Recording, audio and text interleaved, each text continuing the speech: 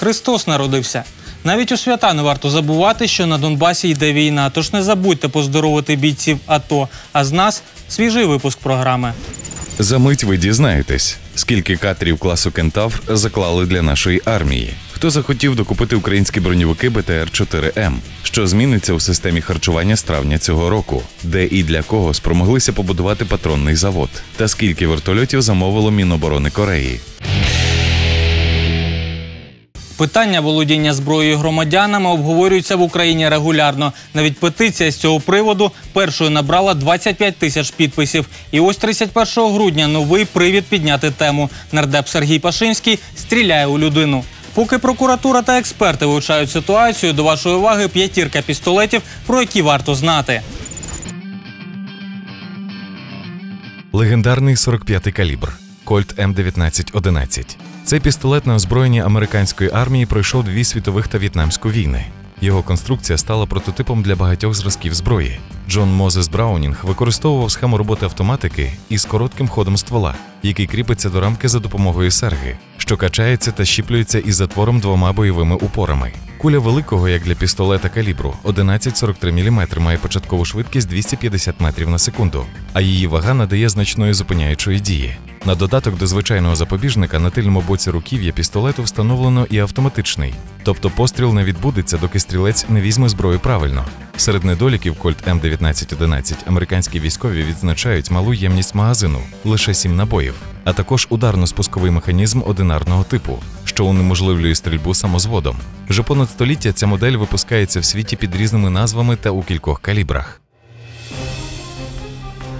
Італійська компанія Берета працює з 1526 року. Проте найбільшої публічності набула у 20 столітті завдяки багатозарядному пістолету 92-ї серії. Після конкурсу, який тривав 8 років, модель 92 FS у 1989-му прийнято на озброєння армії США під маркуванням М9. Пістолет має оригінальний дизайн. Його легко впізнати завдяки великому вікну затвора. Автоматика використовує короткий хід ствола. Ударно-спусковий механізм подвійної дії. Запобіжник встановлено з обох боків пістолета. Також на праву сторону переставляється кнопка викиду магазину. Це робить модель 92 зручною для стрільби з лівої руки. Серед недоліків Берети стрільці називають його великі габарити. При цьому відзначають м'який спуск, довгу прицільну лінію та хорошу точність. Військові та поліція цінують пістолет за великий магазин на 15 набоїв та за велику спускову скобу, яка дозволяє стріляти в рукавицях.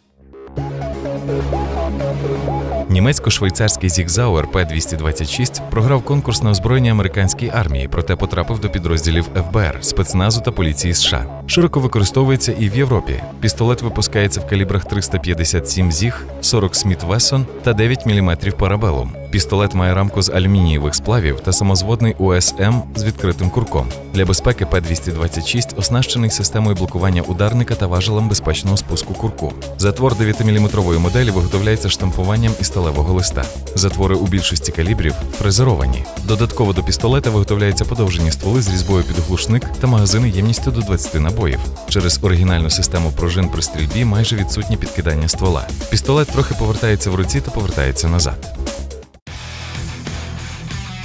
Пістолет Glock 17 розроблений одноіменною фірмою, яка до цього випускала лише сапарні лопатки та штик-ножі. У 80-ті роки був прийнятий на озброєння австрійської армії в калібрі 9х19 під індексом P80.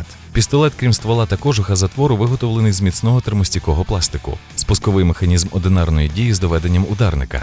Glock 17 не має запобіжника. Його замінюють система блокування ударника та довгий хід спускового гачка. Пістолетом користуються за принципом «вихопив, стріляй». Він отримав велику популярність як надійна цивільна модель для самозахисту. Glock 17 має 26 модифікацій у різних калібрах та магазин на 17, 19 та навіть 33 набої. Особливість пістолета – можливість стрільби під водою. Модель P99 компанії Karl Walter Sportwaffen стала сенсаційною розробкою.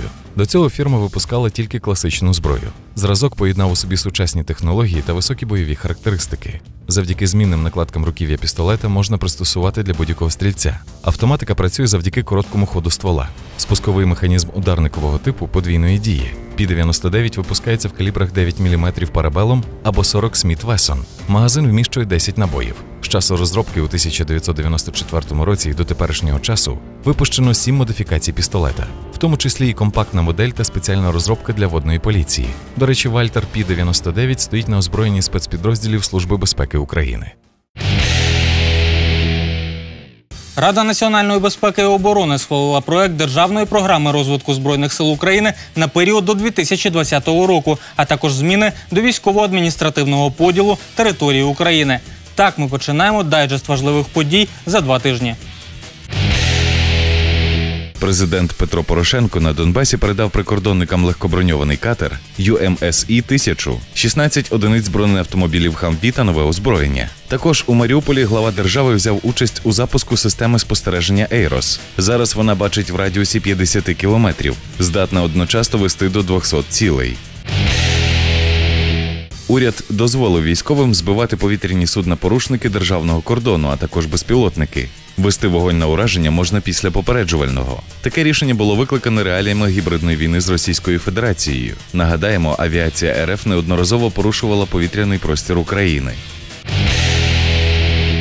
На заводі «Ленінська кузня» відбулася закладка 2 десантно-штурмових катерів класу «Кентавр». Вони призначені для доправлення десанту до 32 бійців та проведення штурмових дій на узбережжі, зайнятому противником.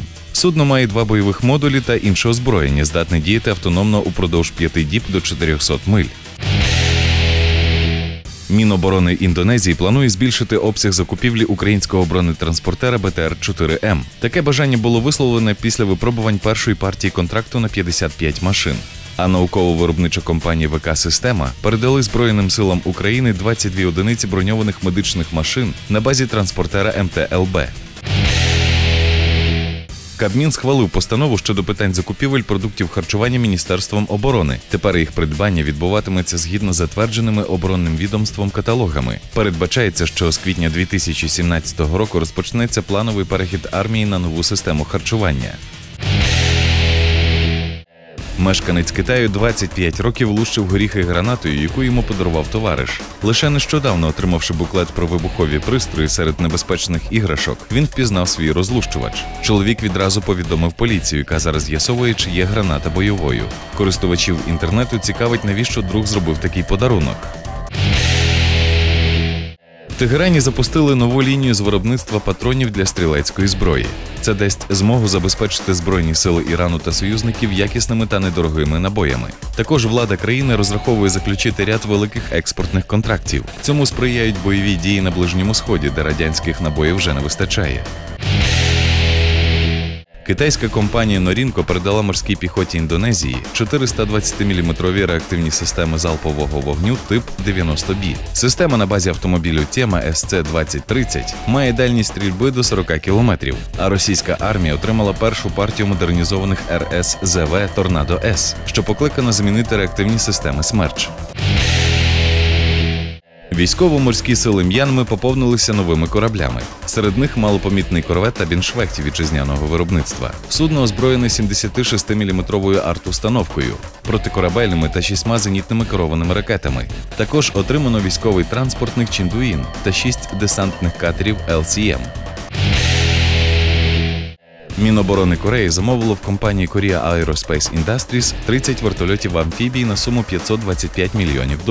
В той же день був підписаний ще один контракт на поставку 70 гелікоптерів «Суріон» для сухопутних військ. А в передмісті Мосула впав іракський вертоліт Мі-35 російського виробництва. 4 члени екіпажу загинули.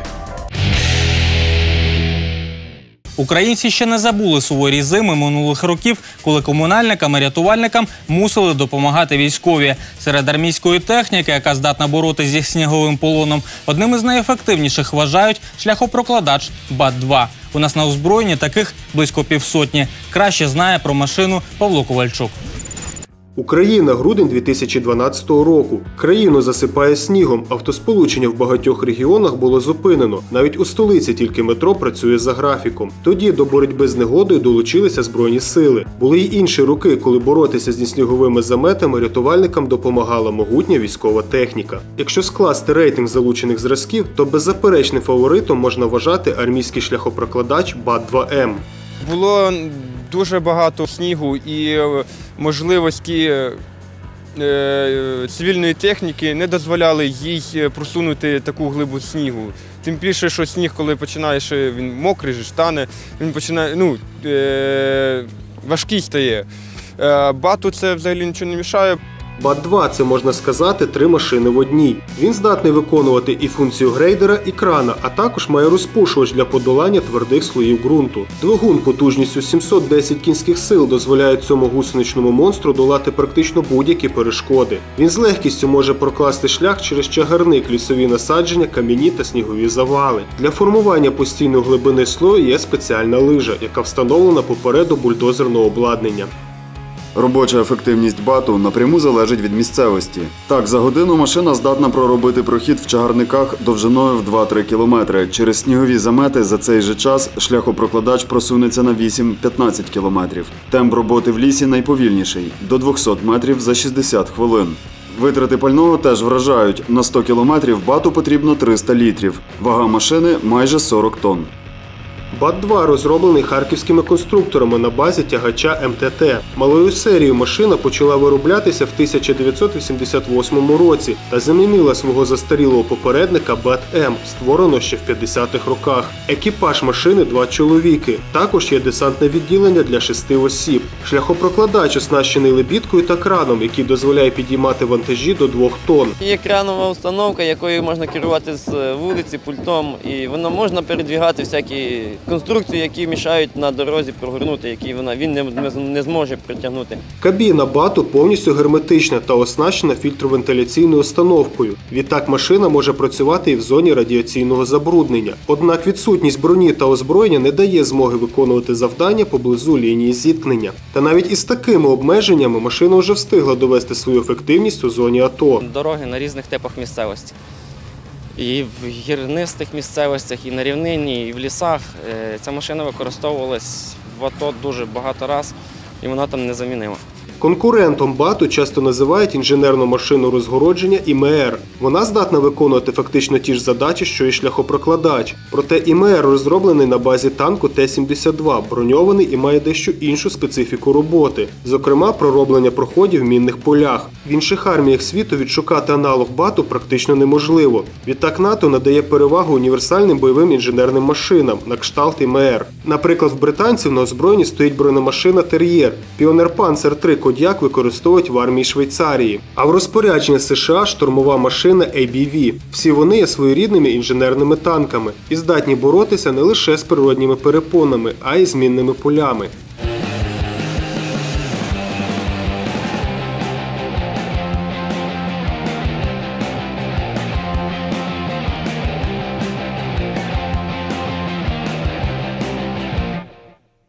Що ж до БАТ-2М – це потужний апарат, все обладнання та міць якого працює на одну основну мету – прокладання шляхів для іншої техніки. Проте вузькопрофільність і відсутність броні робить її більш тиловою, аніж бойовою машиною. Зважаючи на світову тенденцію, де перевагу віддають інженерним танкам, шляхопрокладач БАТ-2, скоріш за все, так і не отримає свою 3-ю модифікацію.